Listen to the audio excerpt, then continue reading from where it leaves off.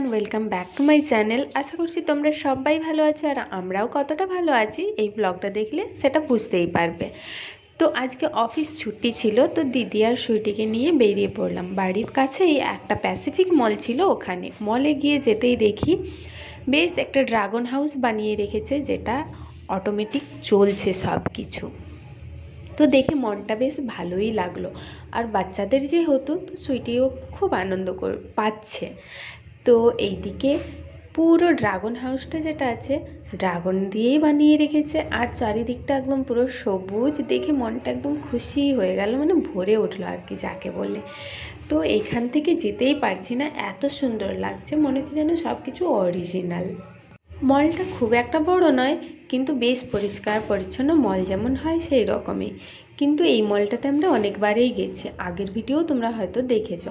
তারপরে ঘুরছি চারিদিকটা, ঠান্ডার সময় এখানে বেশ ভালো মতো দেখলাম গরমের জামা কাপড় সেল দিচ্ছে, সেদিকেও গিয়েছিলাম, কিন্তু কিছু নিইনি। গরমের জামা কাপড় এখন নিয়ে কোনো লাভ নেই, তাই চলে গেলাম উপরে ফুড কোর্টে। এই শীতকালের সময় কিন্তু খাওয়া দাওয়াটা একটু জমিয়েই করতে হয়, তো ভাবলাম আগে একটু কিছু খেয়ে নিই। তো বাউ মোমোজ থেকে মোমোজ চেক করছিলাম, কিন্তু নিলাম না, ওখানের মোমোজগুলো এতটা টেস্টি লাগে না।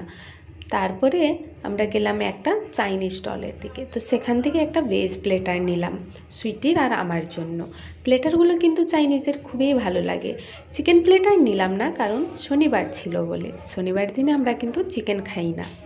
তারপরে আবার সুইটি আর আমি সিলেক্ট করেই যাচ্ছি, আবার দিদিকেও জিজ্ঞেস করলাম কি নেবে, ও কিছু নেবে না বলল। তো আমি আর সুইটি একটা চিকেন প্লেটার নিয়ে এলাম, আর তার আগেই একটা নিয়ে রেখেছিলাম পপসির থেকে চিকেন পপকর্ন। তারপরে ভাবলাম যে আগে একটু বসে খেয়ে নিই, তারপরে ঘোরাঘুরি করব। ঘুরতেই তো এসেছে, ঘুরতে যাওয়া মানেই কিন্তু খাওয়া দাওয়াটা জমিয়েই করতে হবে। আর এই শীতকালে যা কিছু খাবে সব কিছুই যেন এত টেস্টি লাগে, আর হজমও কিন্তু হয়ে যায়। গ্রীষ্মকালে কিন্তু সেটা নেই, যাই কিছু খাবে পেট খারাপ হয়ে যায়। তারপরে এগুলো শেষ হতে না হতেই ডোমিনোজ থেকে পিৎজার অর্ডার দিয়েছিলাম। আমার জন্য গোল্ডেন কর্ন, দিদির জন্য মশলা পনির ক্যাপসিকাম, আর সুইটির জন্য মার্গেরিটা। তো তিনজনে মিলে তারপরে পিৎজা খেলাম জমিয়ে। তো আজকের খাওয়া দাওয়াটা বেশ ভালোই হলো ঘুরতে গিয়ে।